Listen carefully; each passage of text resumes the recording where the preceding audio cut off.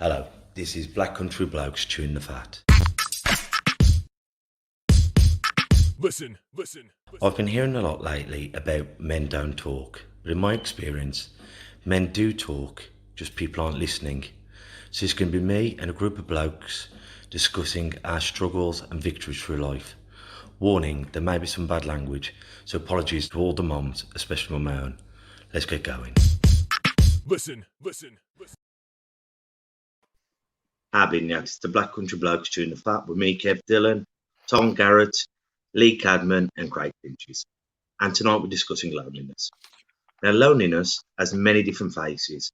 It can be living on your own, but how often loneliness, you can be in a room full of people and still be alone. It can be when you're in a relationship and you just you haven't got that courage to say what you're actually feeling. And loneliness is one of the biggest killers. Because if you think of all major mental health, loneliness is a big part of it, or a big trigger for it. Depression, anxiety, of course, suicide. Because loneliness is so vile, and it's something that we can so easily stop. I know at this particular time of the COVID, it's tough, but we've got to be reaching out to each other. Because the fastest way of someone breaking you in prison in this country is solitary confinement. Because when we're alone, we aren't thinking about when we're out on our first date or when we're down the park having a laugh. We often go to that dark place. And that's why our nightmares are all so scary. Because we know what we're frightened of. Be it of balloons, clowns, spiders, bloody hamsters, you know what you're frightened of. And when you're alone with those thoughts, they can be overpowering, that almighty dark place. And I think, and I'm going to pass it over in a bit, but at the moment, like with a phone call, how brilliant it is. But it's like when you're doing drugs. It's like a line of Charlie, and it's great when you're doing it. Then as soon as the phone call ends, you drop. You're coming back, come down. So I think we've got to start making more of an effort, get me words out, to instead of just a quick phone call, let's just let people know we are there. You know what I mean? And if you are struggling on your own, please get a friend and go out for a walk, because that is permitted at the moment. You've got to let each other know that we're there, because there's nowhere worse than being lonely. Craig? Oh, thanks, mate. You did warn me there. Lee's done a bunk. Yeah, I think loneliness as well I think it's important to understand that it's not just people not listening to you, or not that they're not listening to you, but you feel they're not, or you feel like you can't speak to anyone. I think it's the fear that even if you speak, they don't understand. And I think when you play that in your head, or if you tell yourself they're not going to understand, you sort of talk yourself into that lonely place. And that's the fear and the anxiety of not being understood. Now, the odds are people are going to listen to you. Most often than not, I've found from personal experience, it's passive listening, them not actively listening. And I know that by certain cues, such as, I'm having a tough day, I'm having this, that, and the other.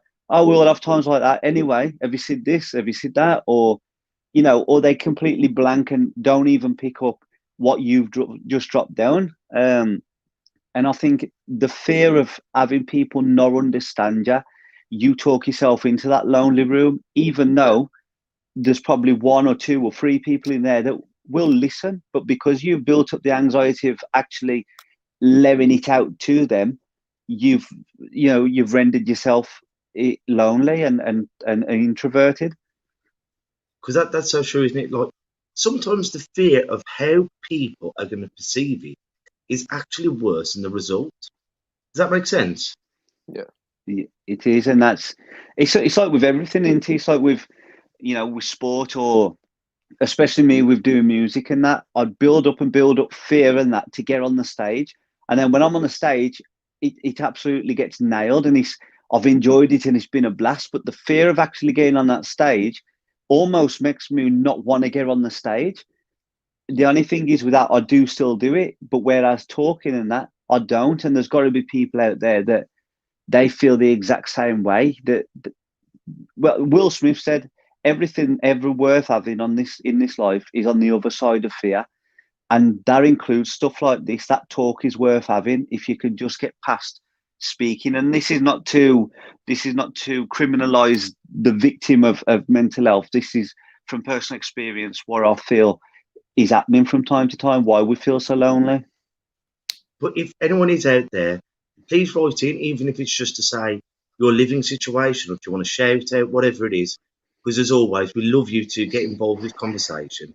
And so many people I know at the moment who are living on their own, or sometimes, you feel lonely. When you're looking after your kids and your partner's at the house and you're doing everything and you haven't got that bit of self-time to, when you're so busy with everyone else, you feel lonely in your own suffering, in your own head. Because even though you're doing everything for everyone, you're alone in your own mind. Does that make sense, Tom?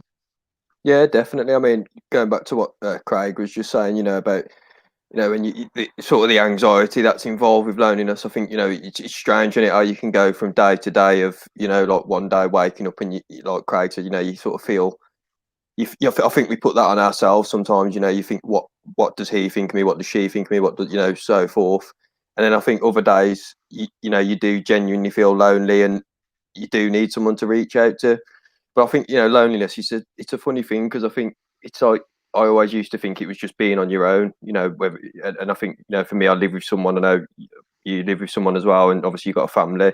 But I think sometimes, there could be 6 or 7, 8 of you in the room, but you can still feel lonely. And I think just touching on what Craig said, I think a lot of us now in this day and age, especially with, social media and stuff like that, I think we do isolate ourselves. But I think, like, as what Craig just said, if you can just pluck up the courage to actually do it, you'll always feel better for it after. It's exactly like these podcasts for me, really. I still get a bit angry about coming on and, I'm going to say the right thing, but you always feel better after you've done it. And I think that's like most things.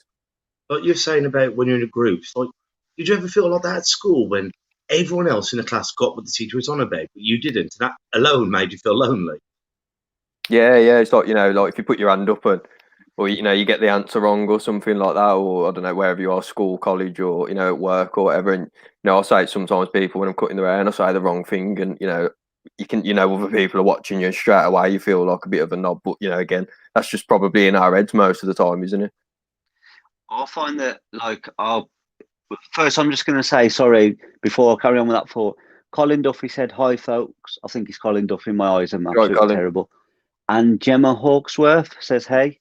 Right. So just to acknowledge you guys, thanks for commenting in and tuning in. I don't want to carry on ranting and not address that. So, yeah, I think I've found lately that I speak extremely passionate whenever I speak. You get me excited on a subject and I'll come off as kind of overbearing and I'll rant. And it's because I'm so passionate. When I was speaking to Marcus yesterday on the phone, Kev, I went downstairs and, JC turned around and said, you was passionately speaking. I could tell. And I was upstairs. And that's the thing. And what I've noticed myself doing now is noticing that passion and becoming very self-conscious about it. Like if I'm talking to my partner's nan and whatever else, and I'm getting the affirmation, I'm getting the nods, and I'm getting the acknowledgement, but I'm sort of talking myself down, saying, "Great, you're ranting. You're talking this, you're talking that, you're talking this," and then I start thinking, "I'm not interested," and then I start to keep that inside. And then what happens when I keep things inside that I feel I need to get out? It spins in my head and it creates static. And I'm very self-aware of that. And it's like my partner always said, being Black country, fought and thought, is 2 different things, like 3 and 3.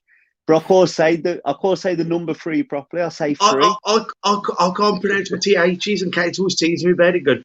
It's for free. That's what Jay does. And that's what she did, especially with my music when I started writing when I was like 18, 19. And what happened then is I become self-aware. So when I had to say think, I'd sort of go think.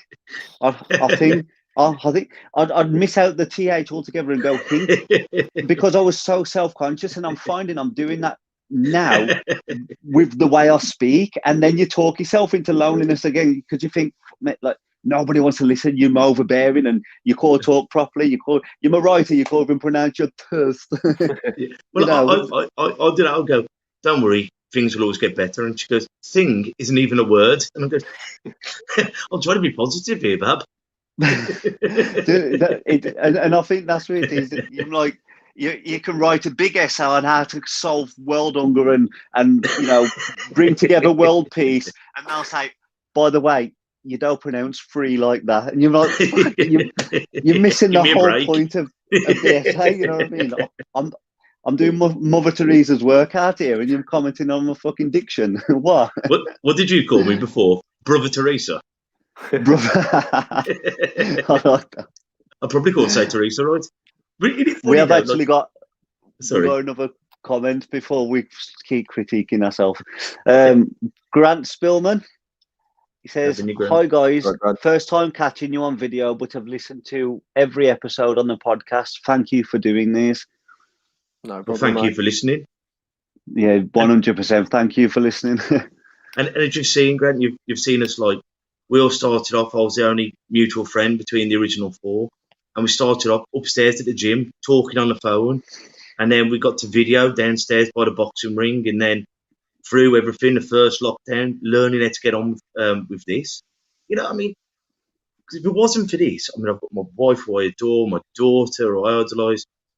But I'd feel alone because I've gone from a world of feeling important, in a sense, running a boxing gym and being around all these people, to just being daddy. And just being daddy is the best job in the world, don't get me wrong. But there was no me time, so I've needed this. So I didn't feel lonely. So I wasn't just being a daddy, a husband, playing Harry Potter and getting shouted at. So I needed this. So we went from here to building the studio. We've had to come back to this.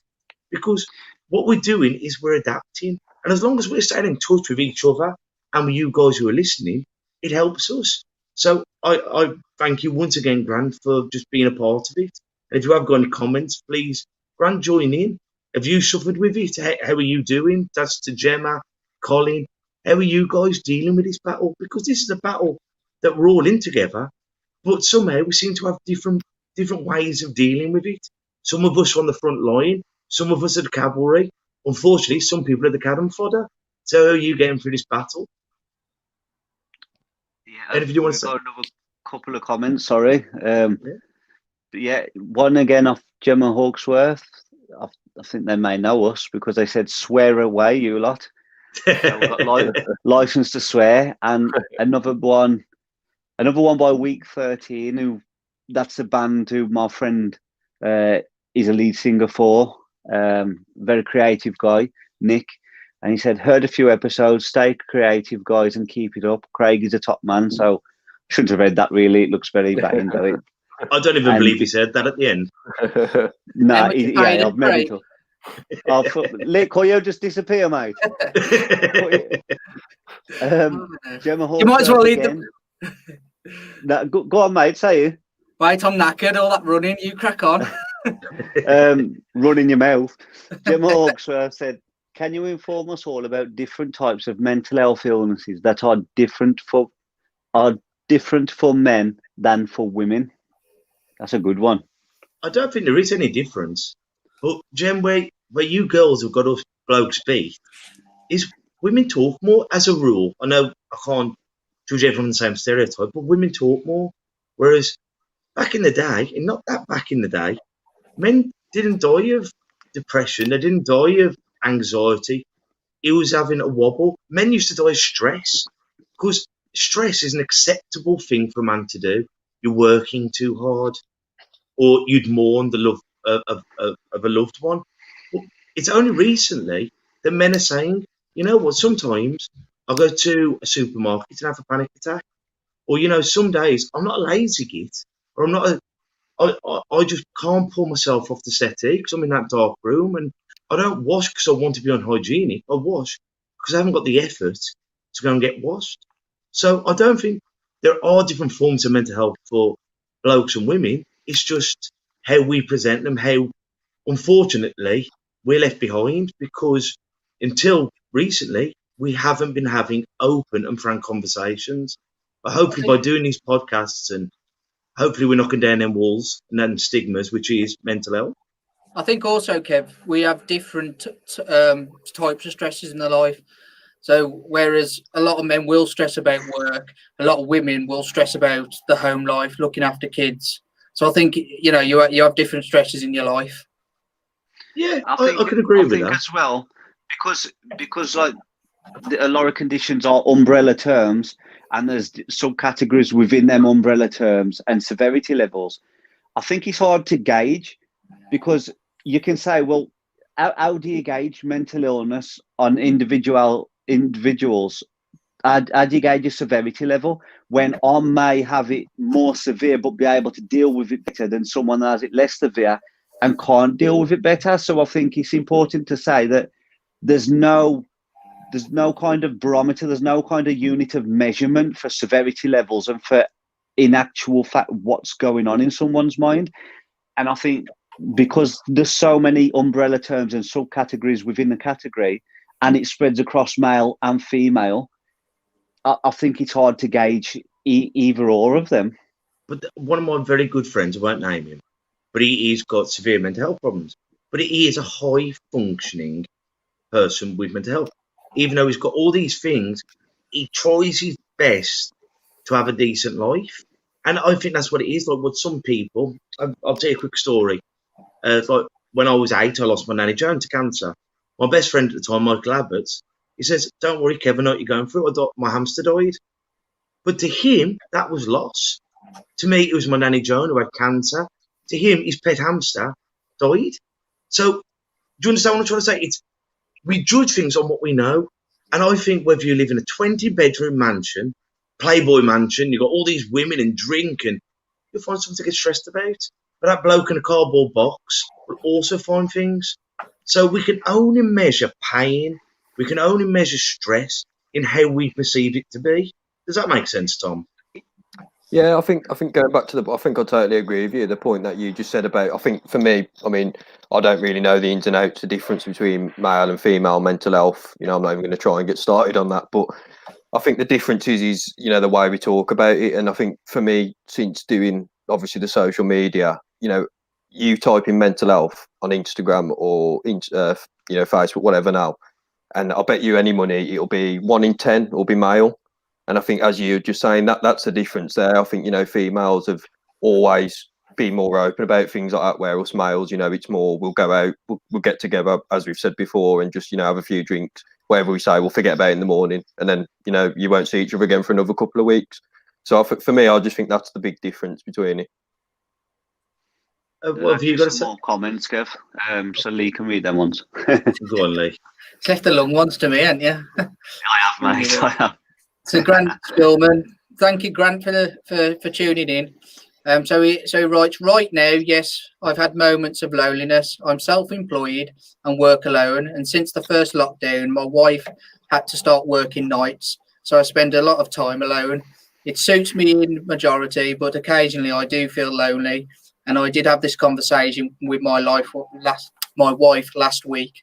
And he also puts one under saying, I'm lucky though, as I have a 3-year-old son who's my best mate and great company. Well, I can relate to that, bruv, because when I've got my Jasmine, my little Jasmanian devil, that keeps me company when my wife's working from home upstairs.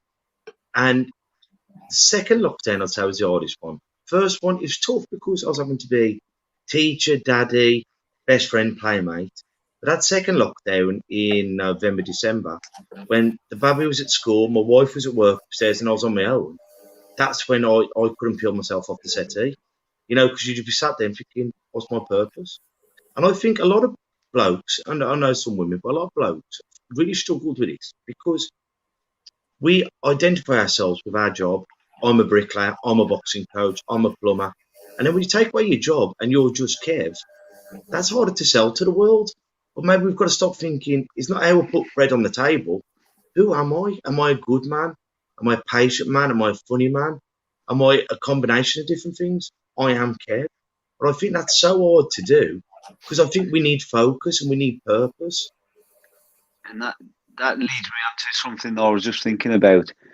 Well, a quote for a start is, the purpose of life is a life of purpose, which I've always liked that quote. And I think I was saying to my partner just today, because I've been in a funk. I've disappeared from you guys, for weeks, not been involved in the group chat or anything, because I've deleted Facebook, I've deleted TikTok, I've deleted absolutely every social media. I've got the accounts, but I've deleted everything. But because I'm trying to find my center again. and it's hard. Even now, I'm not with it. It's like yesterday, I went and lay up on my bed, and I listened to a book for hours and hours. This one book is by 50 Cent, and I found it very intriguing. I think I had it on for about 7 hours with these earphones in, because I thought, if I'm just going to mope about and not be able to process anything like what's going on around me, I may as well get some brain food in and see if something perks me up.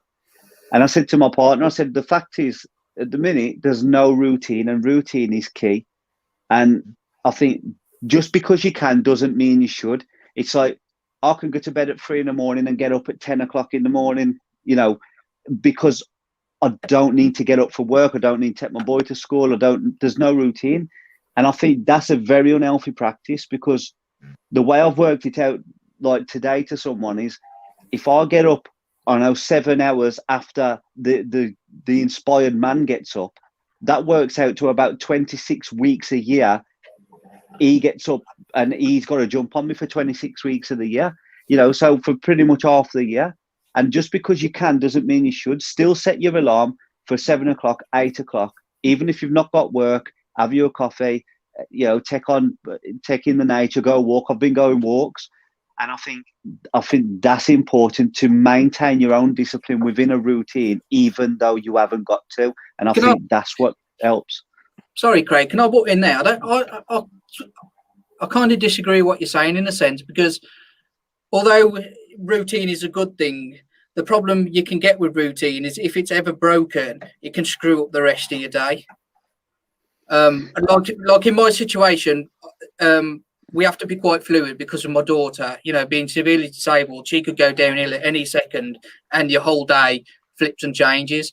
If you're stuck into a routine and stuck into that way of doing things, then that could really, you've got to be able to adapt with what's going on, is what I'm saying. So I don't think it's as much routine. I think it is, for me, it'd be more what Kev was talking about, and purpose, and having something to do.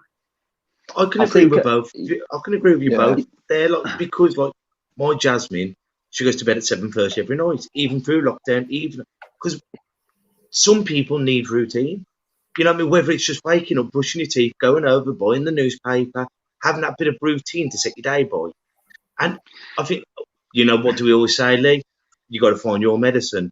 Yeah. And I think that's what we've got to do in life, because to find a routine is easier than finding your purpose. Well, we've discussed that before, haven't we? Is it also that you've found a bad routine? Yep, precisely. Yeah, having 8 cans before you get to bed. Again, if you're not as routine, then you can get out of a bad routine as easy as you can get out of a good routine. Whereas if you're not anything, I think for me, I just want to say, just while you guys all just said that bit there, I think in terms of the lockdown, I think definitely I never realised, and I've never had, the first lockdown, 3.5 months. I've worked since I was 15, so I have never, had 3.5 months off. And I think, I've said this to you before. I was like, sort of, oh yeah, I'm going to get paid here. The sun's out. But I think the one thing that I realised after going back, especially after the second lockdown in November, was, I think, what Craig was saying, how you do need that routine. And I think that because, even now, I think, like you say, I'm lucky in a way, because my other half's a teacher and she's up at the crack of dawn anyway. But, like you just said, get up, have a coffee. And, I think the other day I was a bit annoyed because I woke up at about 9 o'clock, and I just felt like, that morning routine of sitting down, saying stupid, watching Piers Morgan rant, having a coffee, because I'd missed that. I'd missed that routine out my day. And then I'm in a bad switch then for the rest of the day. I wish I could lie in bed. That's having kids, though, isn't it? When they're up, you're up. I'm thinking, Jazz, please, darling, please, just go back to sleep. You should let us stop up till 10, Kev. You might lie in bed. I think that's the, like, going back to what you said, Lee, and I agree with that. You can't. Life in life, you can't be too rigid with anything, and that's with diet. That's with absolutely anything. Moderation is key, and learning to regulate your own time and what works for you. But I think, going back to what you say, if you can set structural pillars up for your routine, that you say, right, as long as that checkpoint's made and that checkpoint, say, I'll get up on time. You can control when you get up. Everything else in between, like how you decorate an house, them walls are still going to be there solid, and you're going to handle what your kids do in them walls and how you decorate it from time to time. I think as long as again, this only works for certain people. Like me, I feel like a bum at the minute. I feel like I've got no purpose. I've got no routine. I'm getting up at 10 o'clock or, trying to force myself up. So for me personally, I feel that I'm letting myself down, and I'm living quite a dosser's lifestyle. And to me, someone that feels quite, energetic about progressing, self-development, staying in bed till that time is affecting me. So yes, I agree to you to a point. You've got to be able to adapt your routine. But I think if you can set some kind of structural disciplines up to try and alleviate any kind of, hold on, this is a free for all here. It doesn't matter what time I do this, doesn't matter what I eat, what time I eat, when I go to bed.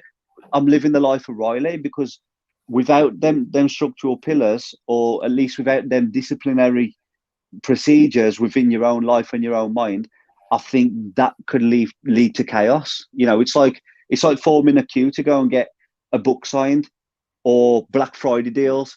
You form a queue to go and get your groceries or your new TV, because that's how you do it. Or you got Black Friday deals and people are clambering over themselves. I think as long as you've got some kind of set routine, at least planned, deal with what comes up in between. For me personally, anyway. What I always say at the boxing club, it's easier to form a good habit than it is to break a bad habit. And I think at the moment, and we've all been guilty of this, people who don't normally drink in the week are drinking in the week. Those people who normally go to bed at 10 o'clock, so got to be up at 7 or 6, they're staying up until 3 o'clock in the morning watching Netflix just because it's something to do. We're eating too much because we've got crap left over from Christmas. We're eating too many takeaways. And well, I think now's not the time to feel guilty about it. As I think you both said, have purpose, have rules to try and stick by, or whatever it is. But we've also, guys, we've got to get through this. So if we do put on a bit of weight, if we smoke too much, drink too much, stay up a bit late, don't feel guilty about it. Let's just try and get through it. And when we are back in that real world, then we'll try a little bit harder. But I think what we have got to try and do is support one another. And as we've just had there, as you've seen on many of our shows, if you disagree with someone, talk about it. Don't delete them. Don't be nasty. Because if you shout at me, I'll never listen to you. What do it, Kev? But He's gone. If you rant at someone, why would they listen to you? What's that old saying? You catch more flies with sugar than you do with vinegar. I think the way we're going to get people to thinking the way we do is by just talking. Agree, disagree, but don't fall out. Have we had any more comments? You want to go, Craig? Go on, Craig. Yeah, we have, mate. I'll put them up for you. I'll take this first one. We'll do these. This is Gemma Hawksworth. She's put 3. We'll address them one at a time, because I don't know if they lead on to each other. What's the best thing to do when a man freaks out about something hasn't happened? Well, that I mean, bloody hell. I mean, I've woke up next to my missus and she's fell out with me because I've done something in her dream. I went, I'm in the same bloody bed. I ain't gone nowhere. But I think once you've got them things, that is such a hard question. It's something I hear so much about with men and women. I think it's just try and reassure them that you love them. But, when you're paranoid and when you're in that fog, it is hard to convince someone differently. So to answer your question, I'm not really sure. I think just try and show that person how much you love them, and, love can cure most things. Give them some space. Different. Sorry, Matt. Yeah, I just think me personally, I think space is definitely a key thing. I'll probably kill me for saying this, but I used to live with my missus' mum and dad, and I've definitely noticed since we moved into our own place, it's a lot easier when we have an argument. Now we've got different rooms, so I mean that's my personal view anyway. Just if you leave it a few hours, and then I always think you both end up just laughing at something after a while anyway, and it ends up being nothing. So just let it brew down. I think that's sound advice. Time's a great healer. In my experience, I'll just say I'm sorry. Do you know, mate? It's funny you should say that, because I was me and my partner. They don't tune into these, so I can say whatever I want as long as no one. I'm the same. But mate, she's I don't listen to me anyway. Probably just mute it. But we got into a bit of it yesterday. It were an argument. It was me passionately speaking again, and then it being perceived as something different. And I ended up popping out, and I said to Troy, like, because Troy was questioning it whether we'd argued, and I said we argued. I said, what you got to think, Troy. All you got to learn in life is you're wrong. It don't even matter if you're right. You're wrong. You can, as long as you tell yourself you're right under your breath and she don't hear you, it clears it up. But I think being a little bit more serious, I think assurance is with that, and without any context to, and not wanting to know any context to what you mean personally. I think if you can assure somebody, assure them. And like you say, Tom, if you can give that time and don't act off emotion, because we're creatures, we're impulsive creatures as well. We'll say what comes to our mind in the heat of the moment, instead of stepping out the situation and saying, hold on a minute, I understand what you mean. This is how I can reassure you. So reassurance, time and space. And I think that's so right what you just said. Like, when you're in an argument, it's like they jab you, you jab them back. They jab you and you jab them back a little bit harder, even though you're not meaning to hurt them. You know what I mean? You say it to win the argument, and then you look back and you think, I didn't mean to say that, but you're just trying to win the argument. But just realise sometimes it's not about winning the argument, it's about loving someone, and it's easier said than done. So instead of saying something, don't say nothing at all. Now, Scoring points. Kieran's just messaging saying, I wear the trousers, but she picks the pair. I like that one, mate. We'll run through these comments again. Gemma Hawksworth again said, weirdly enough, if one has a diagnosis, it feels like lockdown is easier to deal with. If you don't and you're under 40, then it's tougher. I think that's in general, isn't it? I think if you've got a diagnosis, it's always easier to deal with the situation. What do you think on that, Tom? Because I know you've been diagnosed, haven't you, with the BDP? Yeah, I mean, it's one of them things, really. I think I've said to a lot of people, I think it's 50-50. I think there's a lot of people out there, and we feel anxious. And I think Kev said it before, where I think you can sometimes get mixed up with anxiety, nerves, and that kind of thing. But I mean, I'm not going to go into a long story, but I think there's one thing, looking back, I realised, especially through, losing a baby, I think I had a lot of issues with my mum when I was younger. And I think, a lot of that sort of comes back into play. And, I went to a bit of a bad place, really. And I think, going to see someone professional, I mean, to be honest, I had to pay for it. It wasn't through the NHS. But I think, seeing someone who really knew what he was talking about and, telling me this is where it's come from, trauma, this kind of thing, it was nice, because I think you can sort of look at things then and say, well, that's how I felt, or that, that's how I felt in that situation, or that's what I've woke up with, rather than just thinking, I'm not really depressed and, why am I like this? So in answer to that, I'll be completely honest, Gemma, and I will say, yeah, I think it is, because I said this to Kev the other day as well. I think, and I don't mean this disrespectful to anyone, but I think for people who've suffered with mental health problems, for previous lockdown for years and not got the correct help, I think, you do get to a point with it where you just think, I'm just going to live with this. And I think, so in answer to that, I do think it probably is easier to deal with. I think once you've got a diagnosis, it's like better the devil you know, because then you can look and you can get on forums going, I've got bipolar, I've got this, I've got that. So you can talk to people. When you don't actually know where you fit in, that's tough. And when you're trying to explain this to other people and you haven't got your blue badge saying, I am this, then you think, well, have I got something, or am I just peculiar? But, deep down, we're all peculiar, but, thank you for the questions, and, just stick with what you're doing. I hope you're all the best. Definitely. I mean, it is, a lot of it is when you know what you're addressing, and if you know what you're addressing, you know what you're dealing with. It's like I had a call once, a small anecdote, and then I'm going to move on to the next comment, I promise. And there was something wrong with it. It wore boosting. It was an Audi, and it wore the turbo wore kicking in, or it was really holding back. And I took it to multiple garages to source the problem, to find it. And it was so frustrating that we don't know what the problem was. And it turns out my cousin had it, and he had it for about an hour. And it turns out it was a little fuse. It was a 20 pence fuse that had gone. You know, I had mechanics run all sorts of tests on it and whatever else, and it was a 20p fuse. And the amount of, you know, stress that alleviated just knowing what it was, not even fixing it, just knowing what it was.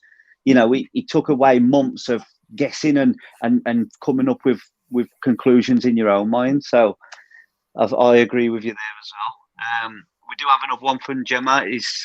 I know a man who has been called a dosser. He's coping better than the workaholics during lockdown because he worked from the age of 7 in Lichfield and didn't finish work until 6 years ago when he was poorly. Strange. I mean, women get a break, don't they, if they are fertile? I'm not really sure about it. I'm not 100% with that one. I think she means that women maybe used to a break more than men because, you know, if they go on maternity leave, not that it's a break, but a break from work, should I say, you're more used to spending time at home. And I know for the first, well, you know, 3 of us here have got children. For the first couple of months, you don't really leave the house, do you? No. So I think that's what Gemma means. So maybe that does make it easier that if they've gone through childbirth and have stopped in to look after the baby. But I think everyone, I mean, I'll tell you something, the amount of respect I've got for single parents through being through this. I mean, I've still got my wife who's here, and I love, you know, having the baby on your own so many hours really gives you a look in. I've only got one baby. So, you know, I mean, just being a full-time parent, bloody hard work. And anyone who thinks different, you know, it's a chore, you know, but, you know, hands off to all those people out there who are doing it on their own, you know, because once again, back to loneliness, you've got your house, you've got your kids, but you've got no you time, and that can make you feel lonely in itself. Have we got any other comments? Yes, there's another one. I'll read this one as well. It's my friend Nick from week 13 again. And he said, and I know he's had a really tough couple of months with loss, and as such. So he said, bedroom mansion is very stressful. Too much choice. Seriously, you're right. Lost my father and 2 best friends recently. I had to adapt. It changed my routine, but I'm actually more positive now. And I can attest to that. You know, he's 2 very close friends within music and within life. He lost in close succession, and he lost his dad as well before Christmas. And, you know, and that's, mate, to lose one person, loss in general leads to loneliness. And then when you times that by 3, you know, and you've got to deal with that, and you're stuck in your room at the best, or your house, you're stuck between 4 walls with grief. You can't do this, you can't do that, you can't do that to occupy yourself. I completely feel his pain just through the comment, if I'm honest. Well, how many people have lost their loved ones, and we haven't been able to have that wake? We've only able to have how many people at the funeral? And as you say, when it's your dad, and the loneliness of not being able to go and talk to your dad about something, or your mom, or your brother, or your best mate. But on the bit of a spin off from that, Lee, you said, like, when Kala started with everything that happened with her, it kind of give you a positive outlook because you were strong then for yourself. Yeah, yeah. So when everything's happened with it, I think my mental health was worse in some before my daughter was born, which everyone thinks quite odd because she's severely disabled, and it's rocked our life really. My wife's and my other 2 children, but it also, you go through that many different things, and you realise the things I was worried, stressed about before really weren't important. It brings to the forefront of what is important in life. Now, sometimes I still do forget that, and I still do overwork and not spend enough time with the kids and all the other things, but it's always in the back of my mind. And watching the strength of my 2 children and the strength of my wife go through this, I can only have strength from that. You know, that only leads to strength within me as well. Do you feel this? I don't want to come off as any kind of sexist, or I believe in a patriarchal society, but do you believe, being the man of the house, you feel like you need to be that driving force, that strength and not get strength from your family as such that you need it, but you get strength from them saying, right, this is what I've got to do because it's my position. Do you feel that like hero complex? I'd call it, or that, because I get that. You know what, Craig? Funny enough, we were speaking about this on. It'd have been Tuesday, wouldn't it? Someone asked the question exactly the same thing about basically saying staying strong in the face of adversity that men do, and kind of blocking out what's going on. And I said then definitely, but I also know now that's a weakness within me, and something I'm trying to change, because I do go into a situation. I think, I've got to be the strong one in this. I've got to be the one not to break down in this room because your daughter's lying in bed with tubes out of it. I've got to be strong because my wife's there and she needs my strength. But the actual truth that it is, it took me a long time to realise that there's more strength in opening up and admitting that you're feeling exactly the same as that person there. There's more strength in doing that. There's more power in doing that. Can I just jump in with something there, please? Because it's going to come back to loneliness as well. But I know, like, there's parents, people out there, when they're like my dad when I was poorly, or they're living on their own, and they almost feel like God has smited them with poorly children, or living on their own, being so lonely. And I honestly don't believe in that. I just think shit happens, and unfortunately shit happens to bad people, and it also happens to good people. But you know, with us human beings, right? I think we get so caught up in our emotions. We get illogical from time to time, and that's because we need to direct our hurt at someone. We need to direct blame towards someone, and if that means it's some, I don't know, higher power, and I think that's what we do. Some superstition or whatever it is, some religious aspect. It doesn't matter. I think we just need to direct that pain, because you have to get it out, and if you don't get it out, it burns you alive. So if God's the man you're going to blame, then he's going to take the battering. You have to have that emotional punch bag, and that find some kind of solace in blaming someone. And I think it's just a release valve. That. But what's that saying about blame? Blame is like drinking bleach and expecting someone else to die of it. Yeah, it's exactly, mate. It's right as well, isn't it? I was going to go on to something Lee said. I can't remember what it was. So don't matter. Lee, you can do the next comments, mate. It would have been that important, wouldn't it, mate? Nah, if it's come from you, mate, I'd like it. So we've got Kieran. He sent through 2 messages, but I think they're pretty much the same message. He spelled something wrong, so he rewrote it for us, which is nice. I'll still muck it up though, reading it, Kieran, so don't worry.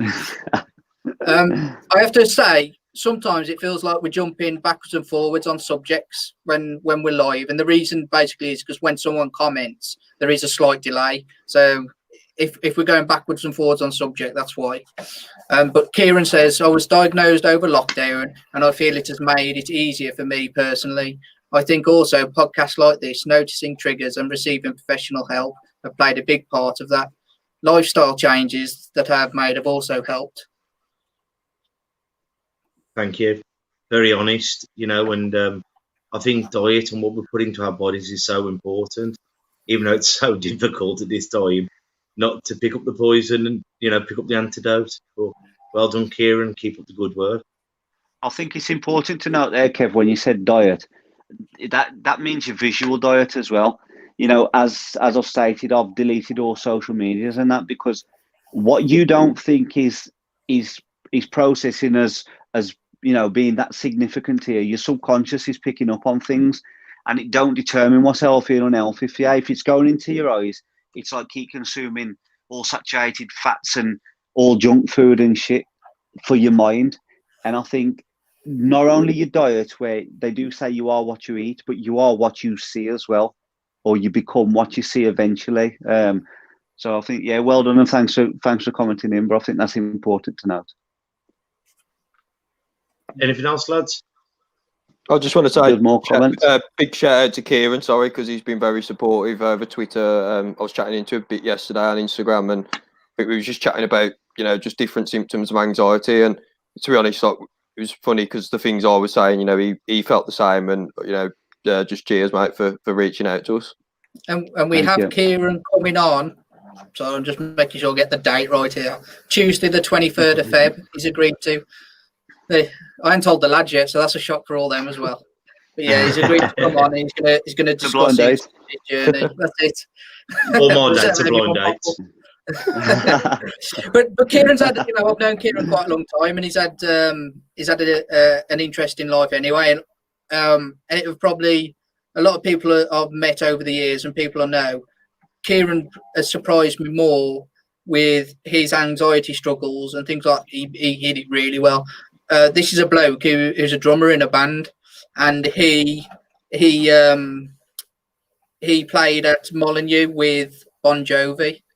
I think he's done some party in the parks and things like that.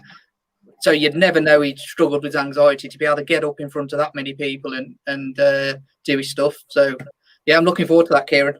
I think what we've all said before about mental health, most people who've got mental health problems have got a bloody good way of hiding it, so no one knows about it. And once again, us blokes, if Kev's always walking in, you're right, Craig, having you, and laughing and joking, you don't realise he's struggling because he's got a way of disguising it. And unfortunately, they're the poor buggers who then go and do stuff because they've never had the, reach out for help. Because if he's always looking happy, you never ask him if he's okay. Mm. And that's right. And I think is it Smokey Robinson that does a song that people think I'm the life and soul of the party. I can't remember the lyrics, so I don't want to butcher them. But he basically said that they think I'm the life and soul of the party because I smile when they have no clue, basically. But there's moving on. There's a comment from Gemma Hawksworth.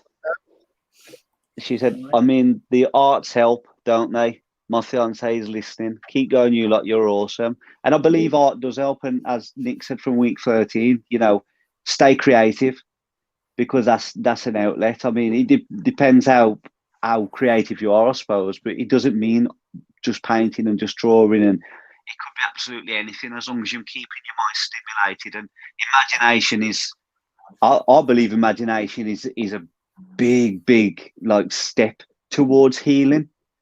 Yeah. I really do.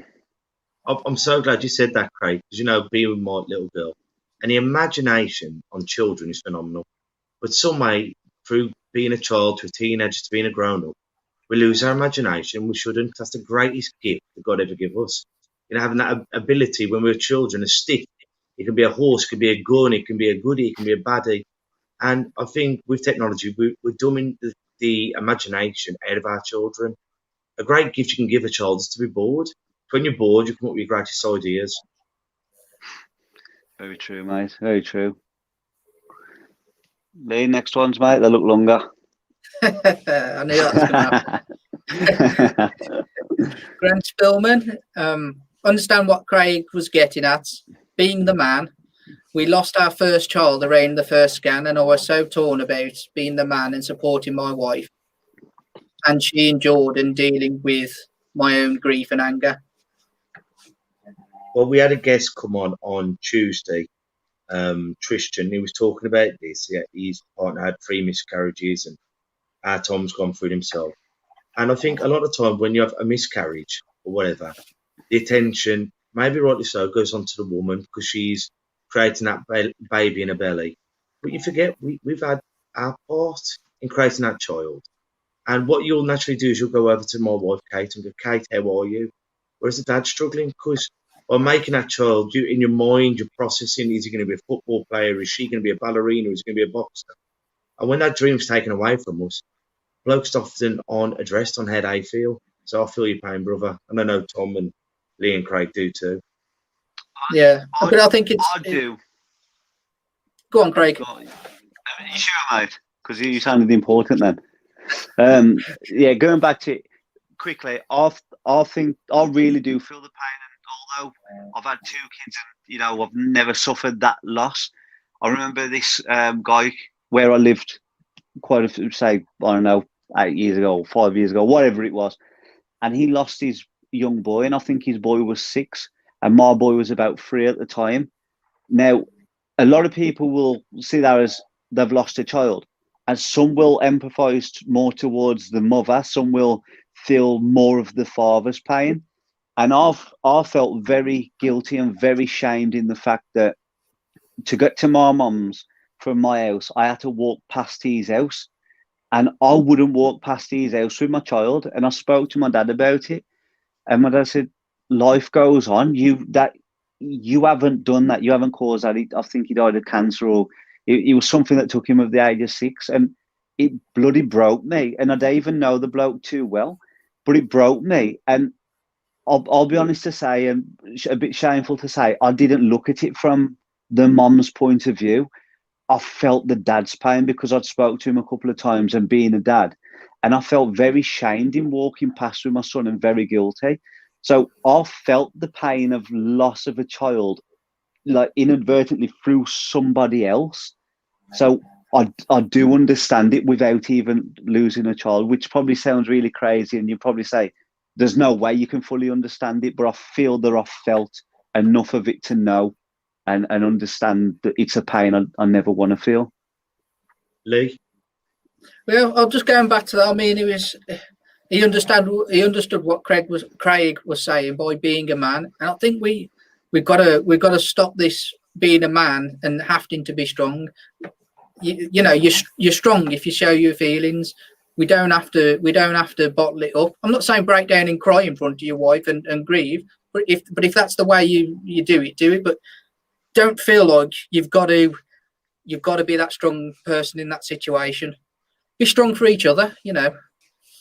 Tom, do you want to say something, bro? Yeah, I mean, with what Lee was just saying, I think sometimes it all depends on the person you're actually talking to. I mean, you know, without obviously saying any names or anything, I think I've spoke to people about it before, and you know, afterwards I thought, fucking hell, I wish I hadn't told him this. Like, he thinks I'm a weirdo, and yeah, then there's been other people I've told, and it's like, oh, you know, I feel really good for telling him. But again, like, you know, I feel the pain. Obviously, you know, I've been through that myself, and I think in terms of, you know, having to be a man, yeah, I think that's bullshit, to be honest. I've never agreed with it. I didn't agree with it at the time. My partner, you know, like, obviously she was absolutely devastated, and you know, I think was one of the things that we always said when it happened. I think, you know, I remember saying to me, like, you know, the strongest thing we can do now is stick together. And I think, you know, again, without being a man or a female or whatever, I think, you know, together you'll get through it. Whereas, you know, I know a lot of people have split up because of it, but you know, I just think, you know, if you love that person you're with or whatever, you know, you just keep trying, or there's other methods you can go down and stuff. I think, well said, what we all need to recognise, like you say, stop being a man or a woman in this situation, is pain, and especially pain within loss does not discriminate.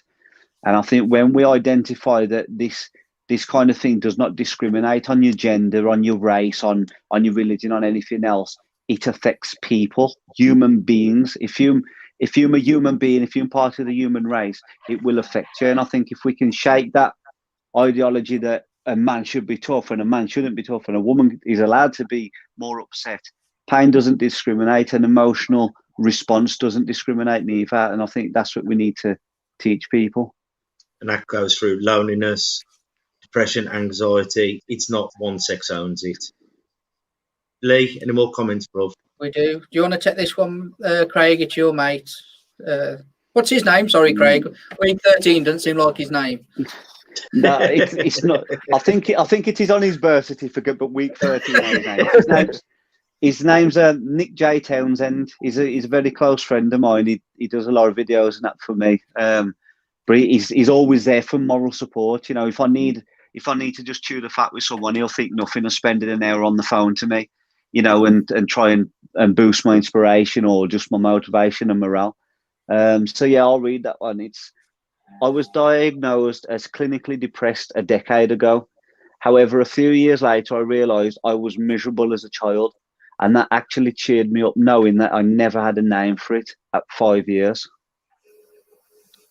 Well, how true is that? Like with autism, dyslexia, a lot of these stuff just wasn't, if we're like our 30s upwards, a lot of this stuff wasn't out when we were kids. You know what I mean? You're a moody child, you're thick, you're aggressive. And hopefully our kids and our kids' kids will have such a better journey.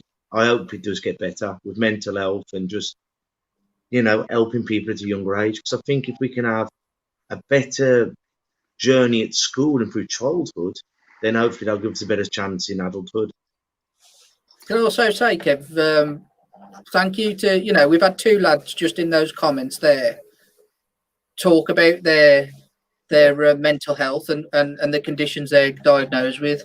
And this is all we're trying to do. If the more people who comment in and say, yeah, you know what, I've got this, but I'm still here and I'm still plugging along and I'm doing well. Hopefully that's helping people. Just because you have a mental illness doesn't mean you're going to have a bad life. Like if you have a physical illness, you know what I mean, doesn't mean you're going to have a bad life. Might be different, might be tough, but here's the trick. Life is tough. It's how much you're willing to push through it. So keep up the good work. And as Lee said, bang on. Thank you so much for opening up to us. 100%. And like you say, life is tough. And, I was speaking to my partner earlier, asked how my dad was, because my dad's not well and my brother's not well and my 2 sisters are not well. I've spoke to you about it, Kev, with the same hereditary condition. Some have undergone big operations, some haven't come in. My dad's got arthritis in his spine. He's having problems further and he's had to wait 2 weeks to see a surgeon. Anyway, without going too deep into it, I said to my partner, I said, if I don't, because I've had blood tests for things ongoing for me and I'm waiting on results. And I said, if I come back all clear, relatively healthy, and I'll waste that, I don't, make the most of my fitness, my health, even my self-development in regards to my mind and progressing in life. And I said something important to me and I didn't figure it. I said, Craig, just because you may come back clear of physical ailments, I said, you have something wrong with you in your head. You're ill in your head. And I discarded that, even going through it, even the past few weeks, because I thought, if I've not got this wrong with my stomach, I've not got this physical thing wrong with me, and I don't live a good life, then I'm a dickhead, basically. And I said, Craig, you am ill. I said, you live ill every single freaking day, and they watch me go through it, multiple times a day. I could change, and I discarded it myself, even living through it and being in a funk, I discarded it. And I think that's what a lot of people do. They think because they're not physically ill, or they've not got a broken arm and they've not got this cancer or that cancer, you have a disease or some kind of illness, you are ill. And I discredited it. Isn't that? I mean, this has got to be coming from childhood. That no one is picking this up earlier. That even yourself don't see that there's something wrong, do you? In that sense, I think some of it, though, Lee, can come on in later life. It's like the chicken and the egg. No, I don't mean. I mean, in terms of Kev, in terms of the way we see it. Oh yeah. Not like it's not ill when it's come on. Yeah, like it's not ill. Exactly. Yeah. That's what I was trying to say. It's like if you're not chasing around pigeons in a nightie and you're a fully grown man and you've got a dummy in your mouth and you're wearing baby's clothes or something. Have you been watching me again? Anything other than kinky, Kev. If you're not like staring into space. And I said this to Marcus yesterday on the phone. I said years and years ago, you'd have the local nutter that people would stay away from, and they might hook them up to the national grid, and that was the therapy. But you knew. But now you don't. And like you say, because I'm not just staring into space and coming up with random things, doesn't mean to say you're not ill. But you grow up, even watching movies back in the day, you have the nutter in the movie or in the music. There's always a crazy person, and they were easily identifiable. And now it's not. And like you say, when I look in the mirror, I don't identify myself as having something wrong if I'm physically okay. But I know that's nothing's further from the truth. Yeah. Well, have we got any more comments? Because we've already been on for an hour. No, mate, we're... well, Jen Mirage, she's put, know what you mean, but we don't know where that is in the conversation. So, but thanks, to everyone who's written in today, thank you ever so much. It helps because more people write in, and as we've said, we've had a couple of lads today writing with their problems, and it takes a lot of courage. So we're going to finish it, unless anyone's got anything to say quickly before we go. I'm fine, mate. Well, on Tuesday, we've got a very, very special guest. Am I allowed to tell them, Lee, who it is?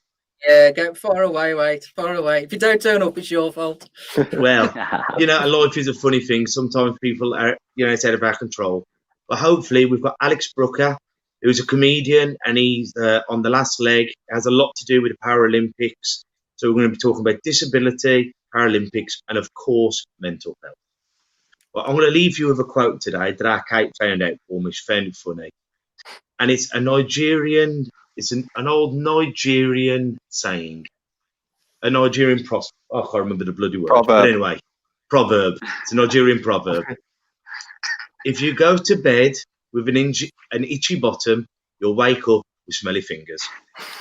So, on that note, until we see each other next time, take care of yourselves and each other. Ta-ra a bit. Listen. And that's a wrap for another show. But if there are any comments or messages that you would like us to read out for our next podcast, please be in touch. There are also lots of different organisations at the bottom of this page, and hopefully they can help you or someone you care about. Please share this to spread the word. Until we talk next time, ta-ra a bit. Listen.